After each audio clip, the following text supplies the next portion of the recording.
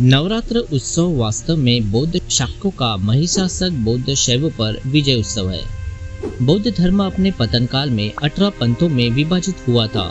शैव और शाक्त पंथ इन्हीं 18 बौद्ध पंथों में से एक थे। महिषासुर बौद्ध पंथ आगे चलकर ब्राह्मणवादी शैव पंथ में तब्दील हुआ और बौद्ध धर्म का तारा पंथ बाद में ब्राह्मणवादी शाक्त पंथ में तब्दील हुआ।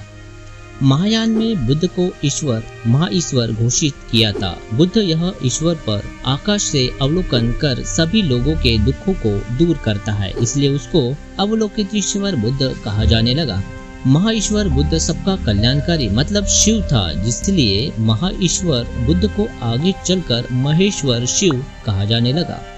महाईश्वर का मतलब महादेव या बड़ा देव, इसलिए आदिवासी लोग आगे चलकर तथागत बुद्ध को महादेव, बड़ा देव, बूढ़ा देव, बोप देव, बड़ा पेन, ऊपर लिंगो ऐसे अलग अलग नामों से पूजने लगे।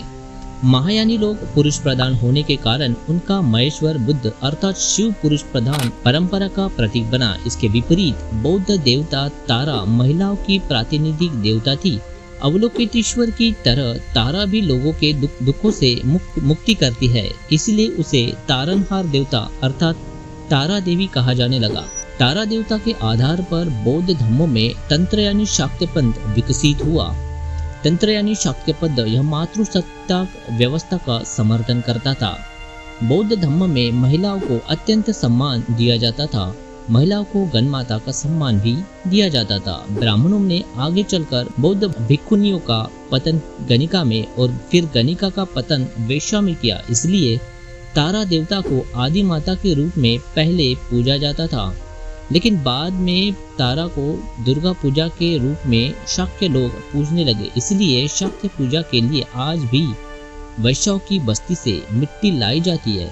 शैवों के महाईश्वर शिव का पतन भी ब्राह्मणों ने पहले असुर में किया, फिर बाद में उसे असुरों की सबसे बड़ी देवता अर्थात महिषासुर महाईश असुर घोषित किया, जिसे महिषासुर कहते हैं। ब्राह्मण कहने लगे कि बुद्ध पहले देव भिक्षुओं की सबसे बड़ी देवता थी, जिसे देवादिदेव महाईश्वर कहा जाता था, लेकिन अब ब्राह्मणों ने उसे छोड़ दिया है, इसलिए अब असुरों के देवता महाईश असुर मतलब महिषासुर बन गया। बौद्ध धर्म का संपूर्ण पतन करने के लिए ब्राह्मणों ने बौद्ध धर्मी शैव पंथ और बौद्ध धर्मी शाक्त पंथों के बीच इतना भयंकर संघर्ष लगा दिया कि मध्ययुगीन भारत का इतिहास उस रक्तरंजित संघर्ष से भरा पड़ा है। इस रक्तरंजित संघर्ष में शैव पंथ मध्य भारत यानी हरियाणा, मध्य प्रदेश, कर्नाटक ही सीमित रहा था, जिसे महिषासुर पंथ के नाम से महिषा मंडल कहा जाता है, और वहाँ के बौद्ध लोगों को माहेश्वरी यानी महाईश्वर बुद्ध अर्थात महिषासुर बुद्ध के अनुयायी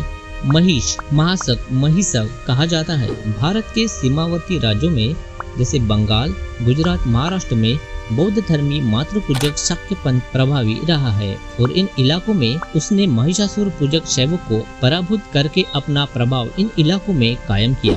उस समय शुद्ध में शाक्यों की देवता दुर्गा माता थी और शैवों की देवता थी महिषासुर अर्थात महिषासुर बुद्ध। इसका मतलब यह है कि महिषासुर यह महाईश्वर बोधिसत्व शिव का शैव प्रतीक है और दुर्गा या बुद्ध अनुयायी गणमाता या गणिका तारा बोधिसत्व का शाक्त प्रतीक है। इसलिए आज भी भारत के शैव पंथी राज्यों में महिषासुर शिव को पूजा जाता है। मातृपूजक राज्यों में अम्बा दुर्गा जैसे गणमाताओं को पूजा जाता है और दोनों बौद्ध पंथ है।